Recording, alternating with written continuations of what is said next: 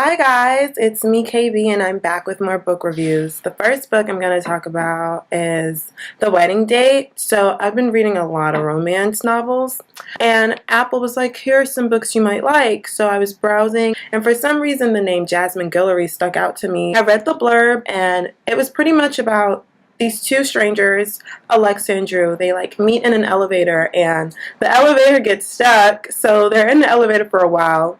They each find out why the other is in town. Come to find out, Drew is in town for a wedding of his ex-girlfriend.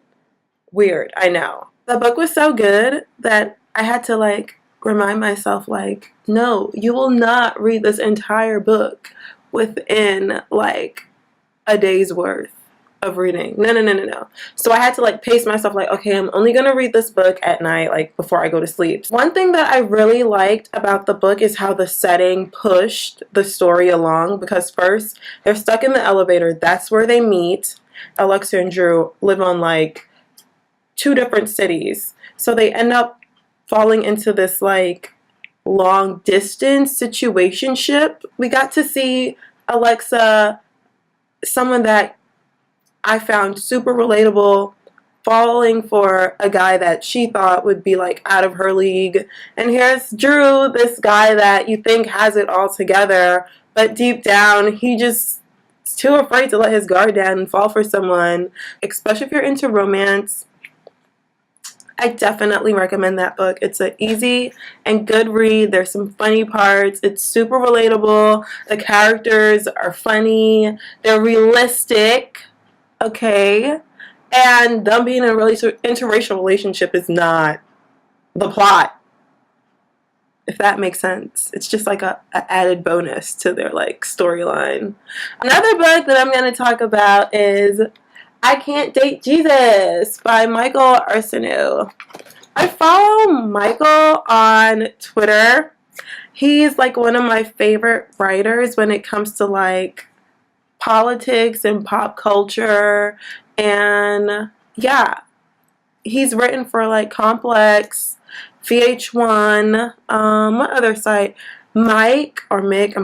Root, and a whole bunch of other publications that you might be familiar with.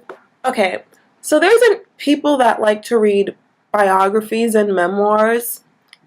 I'm not really one of those people, but sometimes memoirs and biographies are good because you get to see how other people live and what other people goals are and what other people upbringing are. 3 questions that I like to keep in mind when I'm reading biographies and memoirs. The first question is, when reading the biography or memoir, did I learn anything that I could not have found on Google or someone's Wikipedia page? And number 2, did this book make me laugh? If the book is not, a little funny, I don't want to read it. Are there any life lessons that I can take away from reading this book for myself? I did laugh. I did find out things about Michael that I did not know. And I did come away feeling reflective about my own life.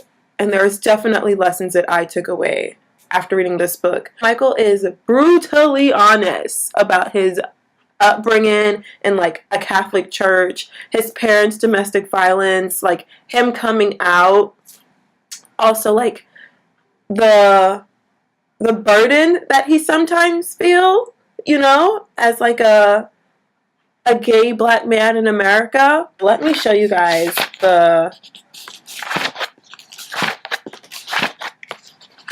do you guys see this? The table of contents. I see a priest in you. You will die poor. Learning how to hoe and date and failing at both. There is no place like Sanctuary, My Lord, and Gyrator. The Pink Print, Sweet Potato Saddam. That's about Donald Trump, in case y'all didn't get that.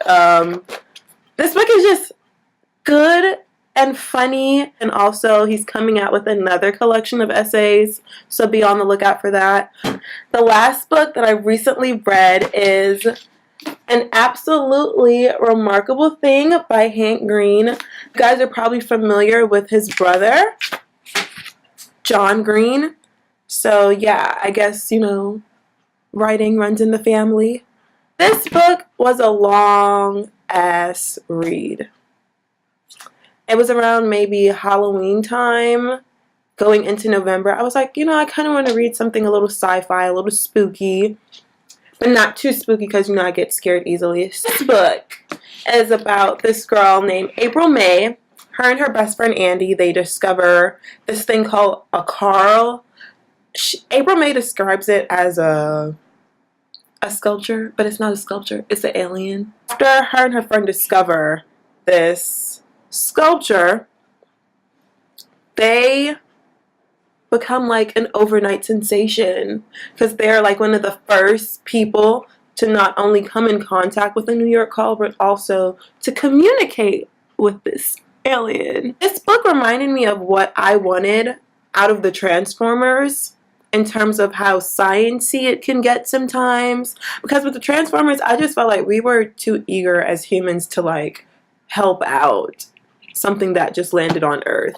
Whereas in this book, they take the time to explain how the Carls, they have a unhuman body temperature. They're not receptive of heat like how humans are, and also they just showed up one day, like just popped up. Nobody knows when they came, how they came, and they're like in these random cities all across the world. April May is hard to root for. She is hard to root for, and I think that's why this book took me so long. She's impulsive, she's manipulative, she lies.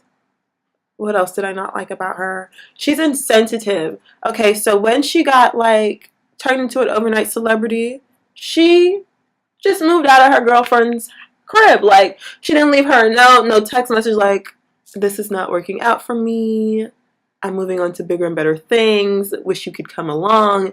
No, she just packed her stuff up while her girlfriend was at work and moved to a brand new apartment. And I thought that was really trifling. But you learn a little bit about humanity. By the end of the book, everyone has to work together to help April.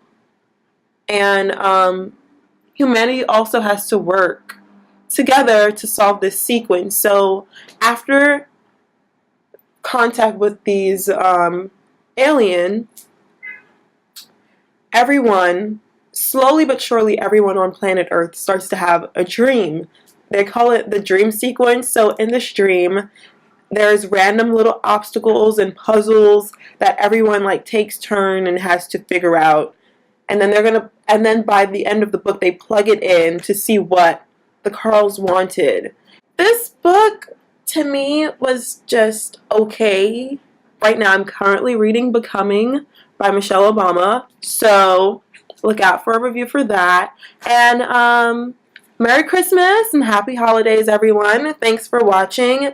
And have a Happy New Year, and I'll see you in the New Year.